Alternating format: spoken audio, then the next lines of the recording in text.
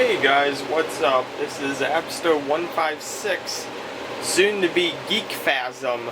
I picked up a new brand name of GeekPhasm, and I'm slowly going to be changing the channel over to the new name. Today you actually are looking at my one server rack. This rack here holds two Dell PowerEdge 2850 second generation, a brand new Dell PowerEdge R210. They sell for about $350 to $400 for the model I got, and you're also looking at a MikroTik ROuterBoard RB20111L-RM. Pretty much I'm just going to talk to you about the server rack and what connections it has and what it actually does for me. So up at the top behind the router board, I have two switches. The one switch controls pretty much the Bitcoin mining machines, and also the second port for the big servers. So imagine this: you have two connections coming into a data center room. One of them is hardwired to the physical fiber optic cable, and you also have one that's tied to a 4G LTE satellite. That's pretty much what I have going on here. The one switch is connected to all of these. For servers, they are on port 1, and that goes straight to the fiber optic cable.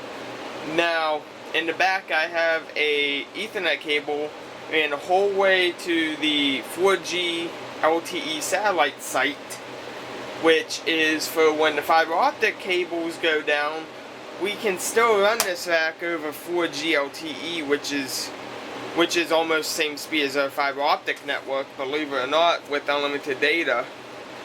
And those are tied to a smaller second port switch in the very back on port 2 for these. So you have fiber optic, which is hardwired. When that goes down or fails over, it will switch over to 4G LTE. Now, I'm just going to give you a quick rundown. Currently these are off due to the extreme heat, and also the power company raised the prices for the summertime till September, so these are going to stay off because these serve pretty much no mission critical usage other than testing, development, and staging purposes. So let's say we have an internet connection. Everything is going to come to this one first, the R210. What this R210 does is it can act as a DHCP server, which is when you try to connect, it automatically gets the IPv4 address and pretty much connects you up without you having to do anything. This can run a mail server, a web server, a TeamSpeak. It can pretty much run anything that you want. It has 4 gigs of RAM, a 500 gig SATA hard drive, maybe a 1 terabyte, Intel Xenon, 4 cores, 8 threads, at 3.4 gigahertz. So no matter what, this is going to be your first server that's going to be in line for the internet. This gets hardwired straight to the main internet. Now, usually I'll have on the second port one going into, I believe, Ethernet 1. Now, what this MikroTik ROuterBoard does is it acts like a VPN. Pretty much, instead of you going on this one, and then the bottom server, you can just configure the VPN through here, and it will automatically all get routed through here without having to do anything through these. It also has protection, firewall, and a ton of other settings. So pretty much, normally if we are acting in a security environment, these power edges will not get connected straight to the direct network.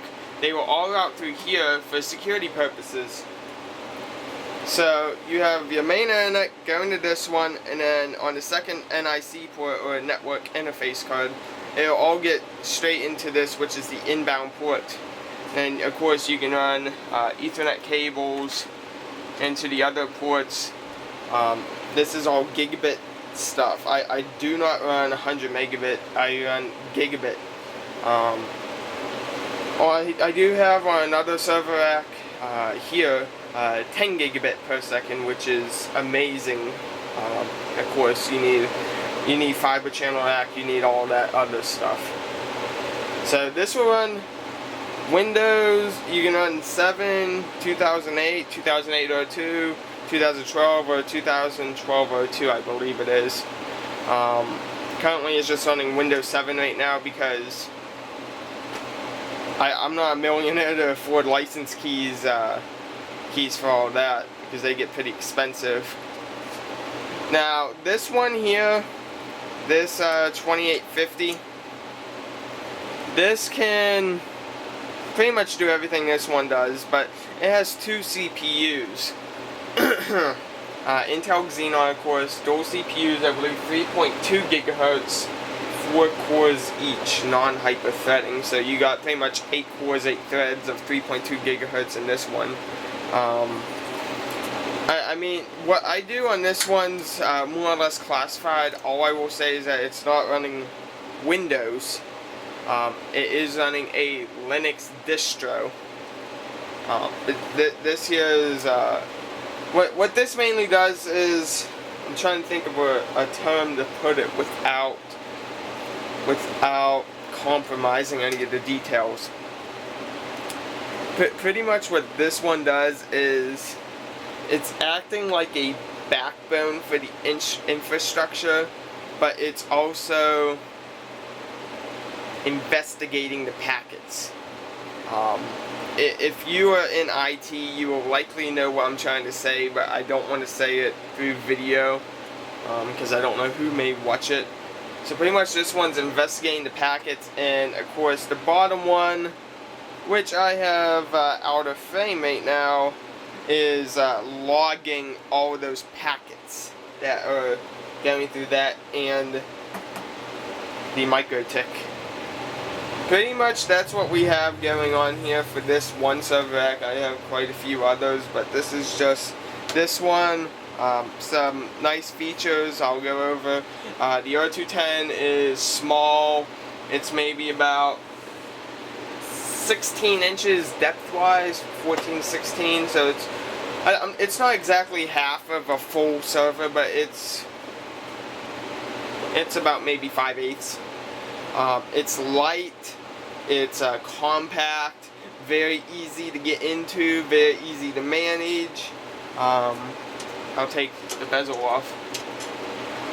You can, you have a power button, you have a VGA, informational hub, 2 USB ports on the front, there's your service tag, and you can put a DVD in. So it works out well. You can have 2 SATA drives.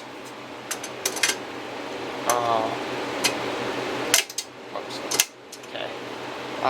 Next, I'll only do one because they're the same. You got 2 USB ports. You got a mini LCD screen, which is pretty nice because you can see what the host name is. If you're using multiple of these, you can just wait for it to scroll by and see it. You got VGA. You got floppy. Some stuff may require floppy. And you have good old DVD. These do use steady drives, SCSI, as you can see. These are not the normal SATA. These are big things. But these are super fast, but they're also a pain. You can have 6 up to 6 of them going across the array. Both PowerEdges are made by Dell, of course. Both are running Intel Xenon. I think the 0210 is offered in the Intel I series, if I can recall, maybe not. Both have 2 NIC ports, USB on the back, VGA serial. So you got the whole 9 yards. So that's pretty much just one setup. I know some of you have been asking what type of servers do I use, or what do I use my servers for. I'm trying to give you the rough, undeclassified answer to that. But until then, I'm going to make the Bitcoin video now.